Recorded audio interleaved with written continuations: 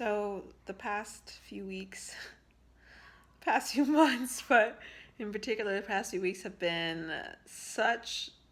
I hate the word roller coaster because it's such a cliche, but that's 100% what it was. Sometimes it felt like you were both up and down at the same exact second. The loop de loop of life.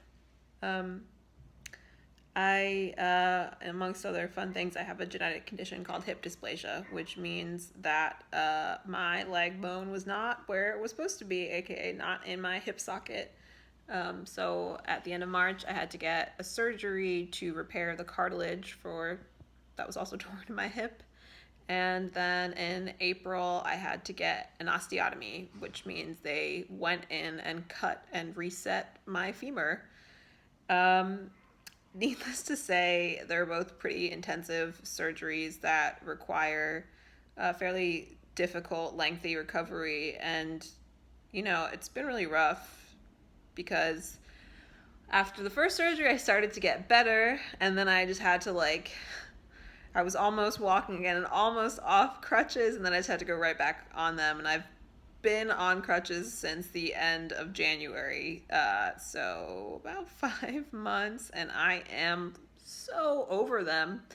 But in the past couple weeks, I also had some complications where I had numbness in my leg. All of a sudden, it just went numb, and I thought there was a possibility that I had permanent nerve damage, and it was, a potential diagnosis for a couple weeks. So I just kind of sealed myself in a bubble and tried not to think about the words permanent nerve damage. It didn't really talk to anybody, and I think I let myself get inside my head a little bit, a lot of it, because there's nothing harder than having your hope taken away. You know, after a surgery like this, you expect a long recovery. You expect to not be able to walk for a while. You expect to have to fight to rebuild your muscles. You expect to have to relearn how to walk from scratch and all of that. But I don't think you expect the emotional toll that comes with it and pretty much the physiological beating that you have to take and the shock to your systems and your body, which is just what the hell are you doing? And it all just adds up to so much. And while all that's going on, the outside world doesn't really stop. So it was you're trying to figure out bills and you're trying to figure out job and just want to go out with your friends to get a drink, and all that stuff that seems so simple. It's just not. Even just getting, I live 50 feet from a park, and it always took me 2 minutes to hop over there, and now it's a solid 10 minutes on crutches with frequent breaks. And you appreciate it. You appreciate movement so much. You appreciate independence and mobility. The fact that I can dress myself, I brag about probably too much for a grown woman. But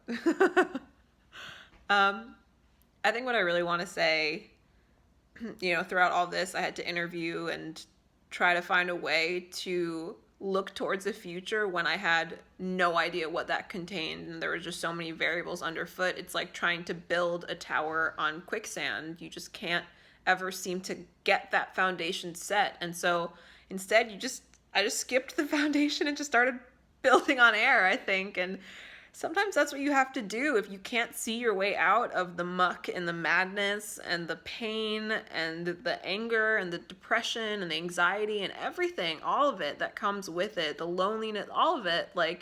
You have to handle so much, and sometimes you just kind of have to step back and maybe reach for something that's not feasible and get your hopes up on something, and don't just go for something logical and obvious. I just had those 2 hip surgeries about 3-4 weeks ago, and I've been kind of dancing a little, not full dancing, because I can only put 30% of my weight down on my right leg, which, what the hell is 30%? You tell me.